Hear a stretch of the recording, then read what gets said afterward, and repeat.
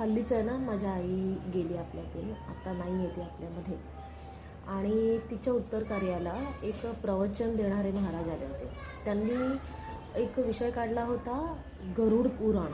त्याबद्दल ते भरपूर काय सांगत होते आणि त्याबद्दल ते माणसांच्या मृत्यूनंतर त्याचा जो प्रवास असतो, आधी 3 दिवसाचा, मग 12 दिवसाचा आणि मग वर्षभराचा, त्याच्यानंतरचा जो प्रवास आहे त्याबद्दल पूर्ण माहिती दिलेली आहे त्याच्यामध्ये. आणि त्यातल्या काही गोष्टी त्या आमच्याशी शेअर करत होत्या.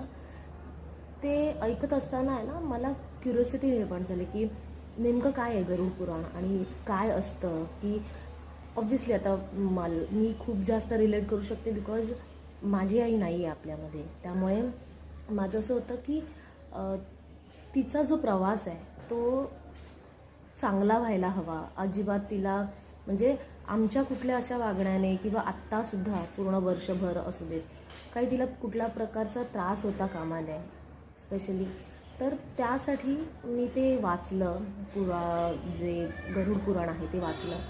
आणि ते सगळं वाचून ऐकून माझ्या हे लक्षात आलं ना की खरंच हा जो प्रवास आहे हा स्टेप बाय स्टेप आपल्या कर्म, आपण जे काम करतो, जे पण आपले चांगले वाईट क्षण जे काय आहे, पण प्रत्येकाने आपल्या जवळची व्यक्ती गेल्यावरती किंवा गेल्यावरती कशाला आत्तासुद्धा प्रत्येकाने हे गरुड पुराण हे ऐकलं पाहिजे किंवा वाचलं पाहिजे.